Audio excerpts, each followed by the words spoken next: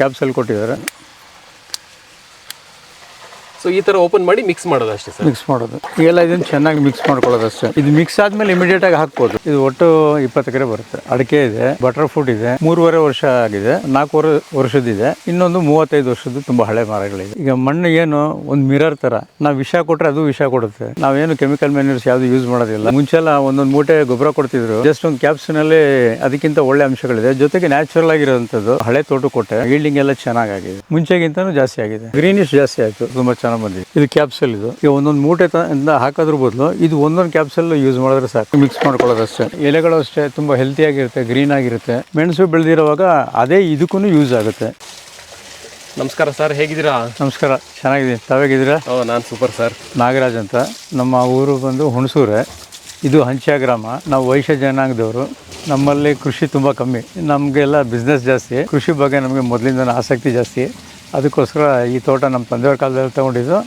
ಅವ್ರು ಮಾಡಿದ್ಮೇಲೆ ಅದನ್ನು ಹಾಗೆ ಡೆವಲಪ್ ಮಾಡ್ಕೊಂಡು ಬರ್ತಾ ಇದ್ದೀನಿ. ಸೊ ಇದು ಬಂದು ಎಷ್ಟು ಎಕರೆ ಇದೆ ಸರ್ ಈ ತೋಟ? ಇದು ಒಟ್ಟು 20 ಎಕರೆ ಬರುತ್ತೆ. ಇವಾಗ ತೆಂಗಿದೆ, ಅಡಿಕೆ ಇದೆ, ಬಟರ್ ಫ್ರೂಟ್ ಇದೆ, ಲಕ್ಷ್ಮಣ ಫಲ ಒಂದು ಹಾಕಿದ್ದೀನಿ. ಅಡಿಕೆ ಬಂದು ಎಷ್ಟು ಎಕರೆ ಹಾಕಿದ್ದೀರಿ ಸರ್? ಅಡಿಕೆ ಒಂದು 10 ಎಕರೆ ಹಾಕಿದ್ದೀನಿ. 45 ವರ್ಷದ ಹಿಂದೆನೇ ತೆಂಗು ಹಾಕಿದ್ವಿ. ಆ ತೆಂಗು ಒಳಗಡೆ ಏನಾಗ್ತಿತ್ತು ಅಂದರೆ, ನಾವು ತೆಂಗು 30 ಅಡಿ ಅಥವಾ 35 ಅಡಿ 30 ಅಡಿ ಅಷ್ಟು ದೂರದಲ್ಲಿ ಹಾಕಿರ್ತೀವಿ. ಹಾಕಿದಾಗ ಅದಕ್ಕೆ ನೀರು ಕರೆಕ್ಟಾಗಿ ಕೊಟ್ಟರೆ ಇಡೀ ಭೂಮಿಗೆ ಕೊಟ್ಟಾಗ ಅದು ಸುಮ್ಮನೆ ವೇಸ್ಟ್ ಆಗ್ತಿತ್ತು ನೀರು. ಸೊ ಅದ್ರ ಜೊತೆಗೆ ಈಗ ಅಡಿಕೆನೂ ಹಾಕಿದ್ದಕ್ಕೆ ಈಗ ಸ್ಪ್ರಿಂಕ್ಲರ್ ಮಾಡಿದಾಗ ಇದಕ್ಕೂ ಆಗುತ್ತೆ ಅದಕ್ಕೂ ಆಗುತ್ತೆ. ಬರೀ ತೆಂಗೊಂದೇ ಇದ್ದಿದ್ರೆ ಸ್ಪ್ರಿಂಕ್ಲರ್ಸ್ ಹಾಕಿದ್ರೆ 70% ವೇಸ್ಟ್ ಆಗ್ತಿತ್ತು, 30% ಮಾತ್ರ ಯೂಸ್ ಆಗ್ತಿತ್ತು. ಈಗ ಸಂಪೂರ್ಣವಾಗಿ ಯೂಸ್ ಆಗುತ್ತೆ. ಭೂಮಿನಲ್ಲಿ ಸ್ಪ್ರಿಂಕ್ಲರ್ ಸಿಸ್ಟಮ್ ಎಲ್ಲ ಮಾಡಿದ್ಮೇಲೆ ಎಲ್ಲೂ ವೇಸ್ಟೇಜು ಆಗೋದಿಲ್ಲ. ಆಮೇಲೆ ಅದು ತುಂಬ ಚೆನ್ನಾಗಿ ಯೂಸ್ ಆಗುತ್ತೆ.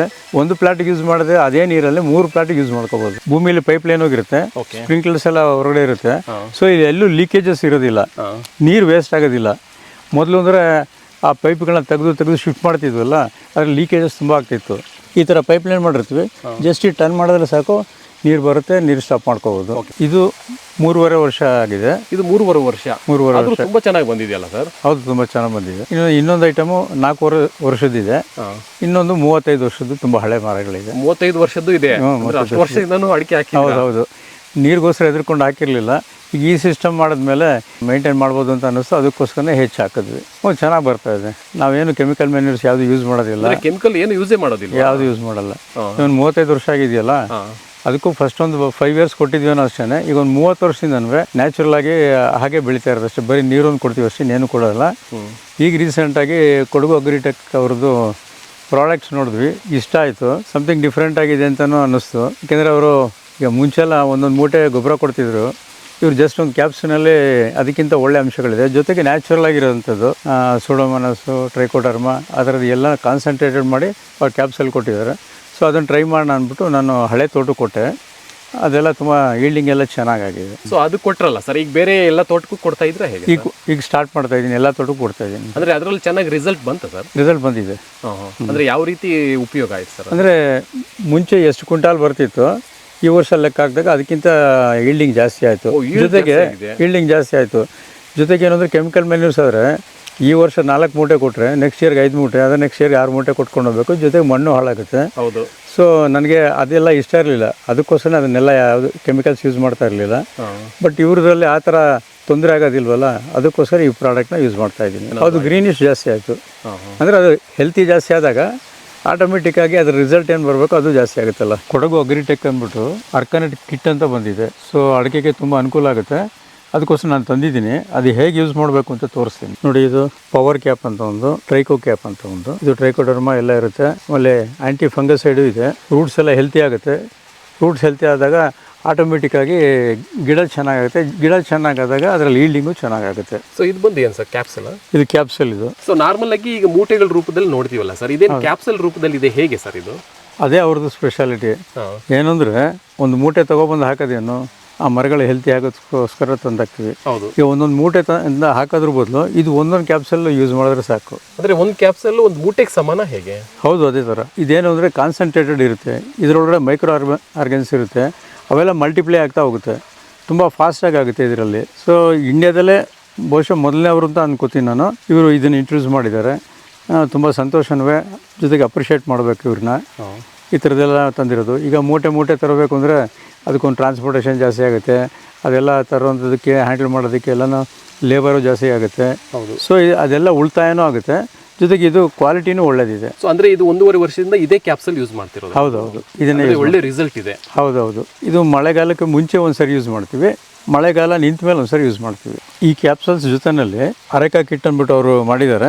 ಇದೇನು ಅಂದರೆ ರೂಟ್ಸ್ನ ಹೆಲ್ತಿ ಮಾಡುತ್ತೆ. ಏನಾದರೂ ಫಂಗಸ್ಸು ಆ ಥರ ಇನ್ನೇನಾದರೂ ವಿಲ್ಟ್ ಆ ಥರ ಇದ್ರೂ ಅದು ಹೆಲ್ತಿ ಆದಾಗ ಅದೆಲ್ಲ ಕಂಟ್ರೋಲ್ ಆಗುತ್ತೆ. ಆಮೇಲೆ ಇದೆಲ್ಲನೂ ಈಲ್ಡ್ ತುಂಬ ಜಾಸ್ತಿ ಮಾಡುತ್ತೆ.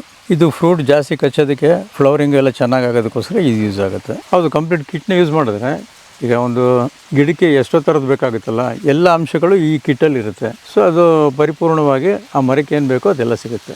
ಒಂದೊಂದು ಕಡೆ ಒಂದೊಂದು ತಗೊಂಬಂದು ಹಾಕೋದು, ಒಂದು ಕಿಟ್ ತಗೊಂಡ್ರೆ ಎಲ್ಲ ಸಿಗುತ್ತೆ, ಬೇಕಾಗಿರೋದು ಎಲ್ಲ ಪರಿಪೂರ್ಣವಾದ ಪೋಷಕಾಂಶಗಳು ಸಿಗುತ್ತೆ. ಹೌದೌದು, ಖಂಡಿತ. ಅಂದರೆ ಯೂಶ್ವಲಾಗಿ 200 ಲೀಟ್ರದ್ದು ಒಂದು ಡ್ರಮ್ ಇರುತ್ತೆ ರೈತರ ಹತ್ರ.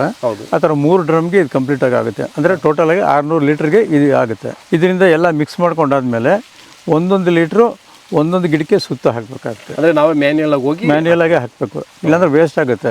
ಇದನ್ನು ಉಪಯೋಗಿಸ್ಕೊಳ್ಳೋಂಥ ರೂಟ್ಗಳು ಗಿಡದ ಹತ್ತಿರದಲ್ಲಿರುತ್ತೆ, ತುಂಬ ದೂರದಲ್ಲಿ ಹಾಕಿದ್ರೆ ಎಲ್ಲ ವೇಸ್ಟ್ ಆಗುತ್ತೆ. ಅಂದರೆ ಡ್ರಿಪ್ಸ್ ಮೂಲಕ ಕೊಡೋದು ಒಳ್ಳೆ ಐಡಿಯಾ ಅಲ್ಲ? ಡ್ರಿಪ್ ಮೂಲಕ ಕೊಡ್ಬೋದು, ಸ್ಪ್ರಿಂಕ್ಲರ್ಸ್ ಮೂಲಕ ಕೊಡಬಾರ್ದು, ಅದೆಲ್ಲೆಲ್ಲ ಹೋಗುತ್ತೆ, ವೇಸ್ಟ್ ಆಗುತ್ತೆ. ಕಿಟ್ನ ಒಂದೇ ಸಾರಿ ಮಿಕ್ಸ್ ಮಾಡಿ ಕೊಡಬೇಕು? ಒಂದೇ ಸಾರಿ ಮಿಕ್ಸ್ ಮಾಡಿ ಕೊಡಬೇಕು. ಸೊ ಎಲ್ಲ ಕಂಟೆಂಟ್ಸು ಮಿಕ್ಸ್ ಆಗುತ್ತೆ.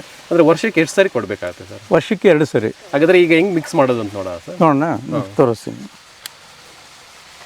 ಸೊ ಈ ಥರ ಓಪನ್ ಮಾಡಿ ಮಿಕ್ಸ್ ಮಾಡೋದು ಅಷ್ಟೇ ಸರ್? ಮಿಕ್ಸ್ ಮಾಡೋದು.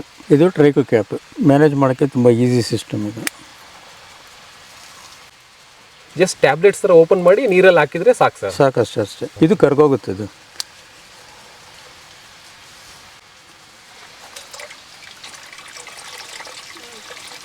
ಈಗ 2 ಥರ ಕ್ಯಾಪ್ಸೂಲ್ಸ್ ಹಾಕೊಂಡಿದ್ದೀನಿ.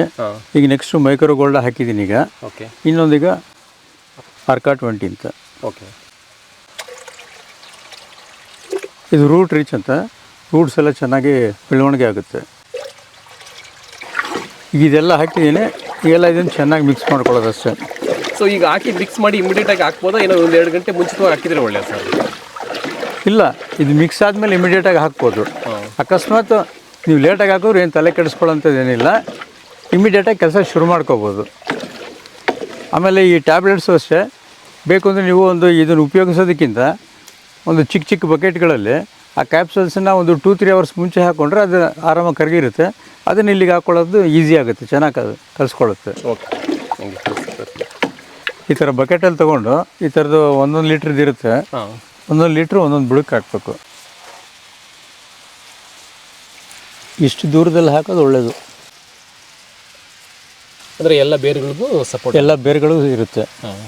ಆಮೇಲೆ ಸ್ವಲ್ಪ ಅದು ಹಾಕೋವಾಗ ಭೂಮಿಯಲ್ಲಿ ತೇವಾಂಶ ಇರೋವಾಗ ಹಾಕಿದ್ರೆ ಅದು ರಿಸಲ್ಟ್ ಜಾಸ್ತಿ ಇರುತ್ತೆ. ಈಗ ಇಲ್ಲೆಲ್ಲ ತೇವಾಂಶ ಇದೆಯಲ್ಲ, ಈ ಥರ ತೇವಾಂಶ ಮಾಡಿಕೊಂಡು ಆಮೇಲೆ ಹಾಕಬೇಕು. ಹಾಕಿದಾಗ ಆ ಮೈಕ್ರೋ ಆರ್ಗನ್ಸ್ ಸಾಯೋದಿಲ್ಲ, ಅದು ಚೆನ್ನಾಗಿ ಮಲ್ಟಿಪ್ಲೈ ಆಗ್ತಾ ಹೋಗುತ್ತೆ. ಹೌದೌದು, ತುಂಬ ಡ್ರೈ ಆಗಿಬಿಟ್ರೆ ಮೈಕ್ರೋ ಆರ್ಗನ್ಸಮ್ಸ್ ಹೋಗೋ ಚಾನ್ಸ್ ಹೊರಟೋಗುತ್ತೆ. ಅಂದರೆ ನೀರು ಬಿಟ್ಟು, ಇಲ್ಲಾಂದರೆ ಮಳೆ ಬಂದಾಗಲೂ ಹಾಕ್ಬೋದಲ್ಲ ಸರ್? ನಾವು ಮಳೆ ಬಂದಾಗಲೂ ಹಾಕ್ಬೋದು. ಈಗ ನೋಡಿದ್ರಲ್ಲ, ಆ ರೀತಿ ಪೋಷಕಾಂಶಗಳನ್ನೆಲ್ಲ ಕೊಟ್ಟಾಗ ಅದು ತುಂಬ ಹೆಲ್ತಿ ಆಗುತ್ತೆ. ಹೆಲ್ತಿ ಆಗಿಬಿಟ್ಟು ಮರಕ್ಕೆ ಏನು ಬೇಕೋ ಅದೆಲ್ಲ ಸಪೋರ್ಟ್ ಮಾಡುತ್ತೆ. ಸೊ ಅದು ಗ್ರೀನಿಶ್ ಆಗಿರುತ್ತೆ, ಎಲೆಗಳು ಅಷ್ಟೇ ತುಂಬ ಹೆಲ್ತಿಯಾಗಿರುತ್ತೆ, ಗ್ರೀನ್ ಆಗಿರುತ್ತೆ. ಅದಾದಮೇಲೆ ನೆಕ್ಸ್ಟ್ ಅದು ಈಲ್ಡಿಂಗು ಅಷ್ಟೇ ಚೆನ್ನಾಗಿ ಬರುತ್ತೆ. ಅಂದರೆ ಬೆಳವಣಿಗೆನೂ ಚೆನ್ನಾಗಿ ಬರುತ್ತೆ. ಬೆಳವಣಿಗೆ ಚೆನ್ನಾಗಿದ್ದಾಗ ಆಟೋಮೆಟಿಕ್ಕಾಗಿ ಅದರ ಈಲ್ಡಿಂಗು ಚೆನ್ನಾಗಿರುತ್ತೆ. ಈ ತೋಟ ಬಂದು 35 ವರ್ಷ ಆಗಿದೆ. 35 ವರ್ಷ? ಓ, ನಮ್ಮ ಮದುವೆ ಆಗಿದ್ದು ಹೊಸರಲ್ಲಿ ಹಾಕಿದ್ದು. ನಾವು ಮದುವೆ ಆಗಿದ್ದು ಹೊಸರಲ್ಲಿ. ಹೌದಾ? ನನ್ನ ಮಿಸಸ್ ರಾಜೇಶ್ವರಿ ಅಂತ. ಇದೆಲ್ಲ ನಾನು ಮಾಡೋದಕ್ಕೆ ತುಂಬ ಇಂಟ್ರೆಸ್ಟ್ ಇದ್ರೂ ಅವ್ರು ಸಪೋರ್ಟ್ ಕೊಡೋದ್ರಿಂದ ನಾನು ಇಲ್ಲಿ ಬಂದು ಹೋಗಿ ಎಲ್ಲ ಕೆಲಸ ಮಾಡ್ಕೊಂಡು ಹೋಗೋದಕ್ಕೆ ಎಲ್ಲದಕ್ಕೂ ಆಗುತ್ತೆ. ಅವ್ರಿಗೂ ತುಂಬ ಇಂಟ್ರೆಸ್ಟು, ಆಗಾಗ ಬರ್ತಾ ಇರ್ತಾರೆ, ನೋಡ್ತಾ ಇರ್ತಾರೆ. ಇಷ್ಟೊಂದು ಎಕರೆ ನೀವು ಕೃಷಿ ಮಾಡಬೇಕಂದ್ರೆ ಈಸಿ ಅಲ್ಲ? ಈಸಿ ಅಲ್ಲ. ಇದಕ್ಕೂ ಪ್ರಾಡಕ್ಟ್ ಅದೇ ಲಾಸ್ಟ್ ಟೈಮ್ ಇದು ಯೂಸ್ ಮಾಡ್ತಾ ಇದ್ದೀನಿ. ಅದು ಮಾಡಿದ್ಮೇಲೆ ಈಲ್ಡಿಂಗ್ ಸ್ವಲ್ಪ ಇಂಪ್ರೂವ್ ಆಗಿದೆ. ಸೊ ಅದಕ್ಕೆ ಅನ್ನಿಸ್ತು ಈ ವರ್ಷನೂ ಹಾಗೆ ಕಂಟಿನ್ಯೂ ಮಾಡಿದ್ರೆ ಇನ್ನೂ ಒಳ್ಳೇದಾಗುತ್ತೆ ಅಂತ ಅಂದ್ಕೊಂಡಿದ್ದೀನಿ. ಒಳ್ಳೆ ಫಸಲ್ ಬರ್ತಿದೆಯಾ ಸರ್? ಹಾಂ, ಬರ್ತಾ ಇದೆ, ಮುಂಚೆಗಿಂತನೂ ಜಾಸ್ತಿ ಆಗಿದೆ. ಸೊ ಈ ಅಡಿಕೆಗಳು ಬಂದು ಎಷ್ಟು ವರ್ಷ ಆಗಿದೆ ಸರ್? ಇದು ಆ್ಯಕ್ಚುಲಿ 4.5 ವರ್ಷ ಆಗಿದೆ. 4.5 ವರ್ಷ ಅಷ್ಟೇ? ಆದರೂ ಫಸಲ್ ಬರ್ತಾ ಇದೆಯಾ? ಫಸಲೆಲ್ಲ ಬಿಡ್ತಾ ಇದೆ. ಆಲ್ಮೋಸ್ಟ್ ಒಂದು 40% ಫಸಲು ಬರ್ತಾ ಇದೆ. ಅಂದರೆ ಈಗ ಆಲ್ರೆಡಿ ತಗೊಂಡಿದ್ರೆ ಈ ವರ್ಷ ಫಸ್ಟ್ ಸರ್ ತಗೊಳ್ಳೋದು? ಇದು ಈ ವರ್ಷ ಫಸ್ಟ್. ನೋಡಿ, ಅದೆಲ್ಲ ತುಂಬ ಚೆನ್ನಾಗಿದೆ. ಸೊ ಅಂದರೆ ತುಂಬ ಚೆನ್ನಾಗಿ ಬರ್ತಿದೆಯಲ್ಲ ಸರ್? ಹೌದು. ಈಗ ಅರೆಕಾ ಕಿಟ್ನ ನಾವು ಯೂಸ್ ಮಾಡ್ತಾ ಇದೀವಲ್ಲ, ಎಲ್ಲ ಅಡಿಕೆ ಬೊಡ್ಡೆಗಳಿಗೆ ನಾವು ಹಾಕ್ತೀವಲ್ಲ. ಹೌದು ಸರ್. ಸೊ ನಾವು ಅದ್ರ ಜೊತೆಯಲ್ಲಿ ಮೆಣಸು ಬೆಳೆದಿರ್ತೀವಿ. ಮೆಣಸು ಬೆಳೆದಿರೋವಾಗ ಅದೇ ಇದಕ್ಕೂ ಯೂಸ್ ಆಗುತ್ತೆ. ಸೊ ಒಂದರಲ್ಲೇ ಎರಡೂ ಆಗುತ್ತೆ. ಮೆಣಸಿಗೆ ಸಪ್ರೇಟಾಗಿ ಹಾಕೋ ಅವಶ್ಯಕತೆ ಏನಿಲ್ಲ. ಅದು ಎಲ್ಲ ರೂಟ್ಗೆ ಚೆನ್ನಾಗಿ ಎಸ್ಟಾಬ್ಲಿಷ್ ಆಗೋಕ್ಕೆ ಹೆಲ್ತಿ ಆಗೋದಕ್ಕೋಸ್ಕರ ಹಾಕೋದು. ಸೊ ಅದು ಇದ್ರ ಜೊತೆನೆಲ್ಲ ಹಾಕಿದ್ರೆ ಎರಡಕ್ಕೂ ಆಗುತ್ತೆ. ಅದು ಅಂದರೆ ಅರೆಕ ಕಿಟ್ ಇದು ಅದು ಎರಡಕ್ಕೂ ಆಗುತ್ತೆ. ಮೊದಲಿಂದ ನನ್ನ ಮೂಲ ಉದ್ದೇಶ ಏನು ಅಂದರೆ ಕೆಮಿಕಲ್ಸನ್ನ ಯೂಸ್ ಮಾಡಬಾರ್ದು ಅನ್ನೋದು. ಕೆಮಿಕಲ್ಸ್ನ ಯೂಸ್ ಮಾಡೋದು ಮಣ್ಣನ್ನು ಹಾಳು ಮಾಡ್ದಂಗೆ ಆಗುತ್ತೆ. ಮಣ್ಣನ್ನ ಹಾಳು ಮಾಡಿದಾಗ ಆ ಮಣ್ಣಿಂದ ಬೆಳೆಯೋಂಥದ್ದನ್ನೇ ನಾವು ತಿಂತೀವಿ. ಈಗ ಮಣ್ಣು ಏನು ಒಂದು ಮಿರರ್ ಥರ, ನಾವು ವಿಷ ಕೊಟ್ಟರೆ ಅದು ವಿಷ ಕೊಡುತ್ತೆ, ನಾವು ಒಳ್ಳೆಯದನ್ನು ಕೊಟ್ಟರೆ ಅದು ಒಳ್ಳೆಯದನ್ನು ಕೊಡುತ್ತೆ. ಹೌದು. ಸೊ ನಾವು ನಮ್ಮ ಆರೋಗ್ಯ ಚೆನ್ನಾಗಿರಬೇಕು ಅಂದರೆ ಕೆಮಿಕಲ್ಸ್ ಯೂಸ್ ಮಾಡಬಾರ್ದು, ಆ ಉದ್ದೇಶದಲ್ಲಿ ನಾನಿರೋದು. ಸೊ ಇವ್ರದ್ದು ನೋಡಿದ ಮೇಲೆ ನನಗೆ ಅನ್ನಿಸ್ತು ವಿಷಮುಕ್ತವಾಗಿರೋಂಥ ನನ್ನ ಒಂದು ಪಾಲಿಸಿಗೆ ಇದು ಸೂಟ್ ಆಗುತ್ತೆ ಅಂತ ಅನ್ನಿಸ್ತು. ಅದಕ್ಕೋಸ್ಕರ ಇವ್ರ ಪ್ರಾಡಕ್ಟ್ನ ನಾನು ಯೂಸ್ ಮಾಡ್ತಾಯಿದ್ದೀನಿ. ಜೊತೆಗೆ ಈಗ ಬರ್ತಾ ಟೆಕ್ನಾಲಜಿಗಳು ಚೇಂಜ್ ಆಗ್ತಾಯಿದೆ. ಸ್ಮಾರ್ಟ್ ಮೂಟೆಗಳ ಥರ ಬದಲು ಇದು ಕ್ಯಾಪ್ಸಲ್ಸ್ ಯೂಸ್ ಮಾಡಿ ಈಸಿಯಾಗಿ ಮಾಡ್ಕೋಬೋದು.